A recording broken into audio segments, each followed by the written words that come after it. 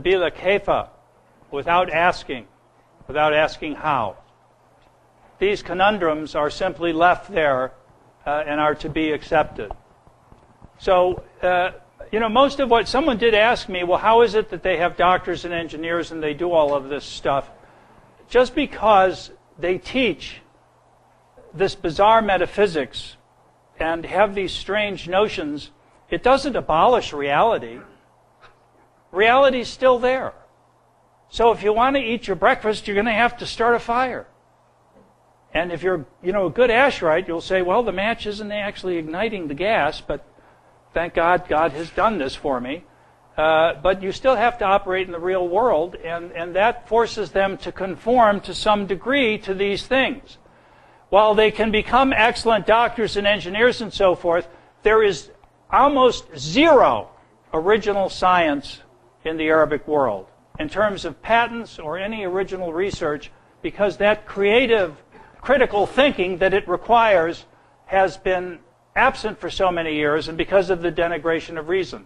My question is short. Why did the Asherite group win the other one? Excellent. The question is, why did the Mutazilites lose and why did the Asherites win? And it's not because they won the argument. It's because 3 caliphs after al-Mamun, Caliph al-Mutawakkil, in the 2nd year of his reign, suppressed them with force. And the Mutazilites had to run for their lives.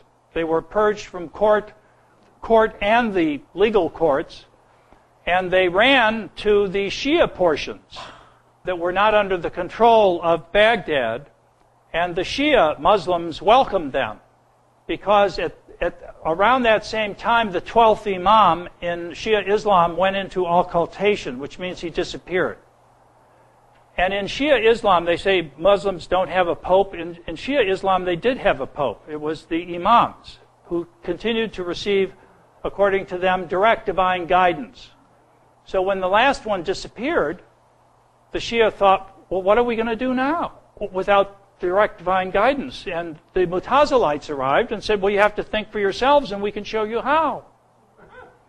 So they were welcomed by the Shia, and because Mutazilism then became so identified with Shiism, they're hated even more by the Sunnis. But their Shia thought survived there for some time. It's the reason, by the way, that philosophy has never been banned from the Shia world the way it was in the Sunni world. But it was sheer force on the Asherite side that did it. So then this question comes off of that question in terms of the Mutazilites and the strand of Shia Islam that you would say supports the primacy of reason, but then still fundamentally there's a question of the primacy of Christian revelation over Islamic revelation, and I was just hoping that you might explain what you'd say to that within the context of Mutazilite Islam and Shia Islam. What would who say? What in terms of how you would respond to the primacy of Christian revelation over the Quran and Muslim revelation that takes into account the same type of reasonable or the same ideas of reason and Hellenistic ideas that Christianity adopted. As a Christian, obviously, I don't believe that the Islamic revelation is genuine. But with a Hellenized Muslim, you could have a dialogue. Just as the Pope said in the Regensburg lecture, and as Thomas Aquinas said, I mentioned last week, when the Dominicans asked him, how are we supposed to deal with these Muslims? Were you here last week? Oh, well then of course you remember my answer. He said it can't be from our respective revelations because we don't accept theirs, they don't accept ours, so it's only through reason. But that only works if your interlocutor accords to reason its own integrity and ability to come to know the truth. And in Sunni Islam, that's what was undermined, and that's why it's so difficult to have a dialogue with them. It's easier with some Shia imams to talk in this way, because they have never banned Aristotle. Mr. Reilly, you say we live in dangerous times, and would it be fair to say that the ultimate danger is nothing less than the rise of a caliphate, that is a fundamentalist Sunni Islamic state, from Pakistan to Algeria, armed with nuclear weapons and seeking the destruction of the West? Yes. I don't think it's going to happen. I don't think they're competent enough to pull that off. But the idea animating bin Laden and al-Qaeda was to combine Pakistani nuclear weapons with the oil wealth of the Middle East as the basis for a new caliphate that could then challenge the West. And unfortunately, even though he's dead, Pakistan is in a state of tremendous peril today because of their own advocacy of these Islamists. It's coming back to bite them now. They created the Frankenstein monster, and now it's turned on them. And also, this, Arab Spring creates another danger that brings things, ironically, closer to what they were hoping for than most people think. But will they get there? I don't think they will. Will they continue to try to use every terrorist means they can? Certainly. You mentioned Ash'arites regarding God as having certain habits as an explanation for why the world seems to act consistently, or rather God seems to cause the world to act consistently. Is there room in the philosophy for the idea that by observing and learning God's habits, we learn about God and about who He is, and thus are able to predict how He might act in the future? No. All you can learn is that He usually sticks to His habits.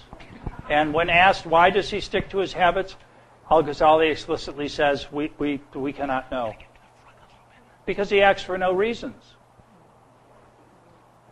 When we look at the history of Islam and the West, for the vast majority of Muslims, their experience and knowledge of the forcible advance of religion is of Christians advancing on their countries.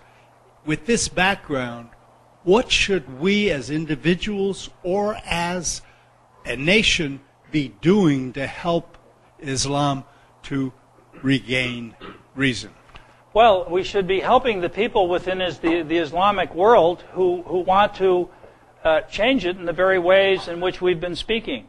And why we don't do that is one of the terrible anomalies of our time, and that's a completely bipartisan criticism, I assure you.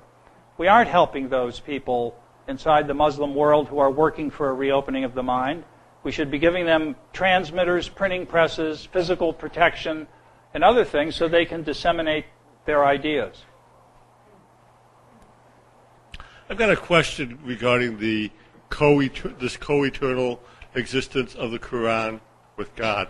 From other lectures we've had, the Quran at times changes the will of God from one part of the early part of the Quran to another part. So if it's co-eternal, I have a question with that. If it's a developmental thing, then you can say, okay, well, it's changed. If this isn't working, I got to change my. God changes His will. But if it's co-eternal, this dualism doesn't work for me. How does a Muslim respond to that? Well, it doesn't work for me either. I can tell you that that you bila kaifa, without asking how. Surrender reason and submit to the text is the guidance on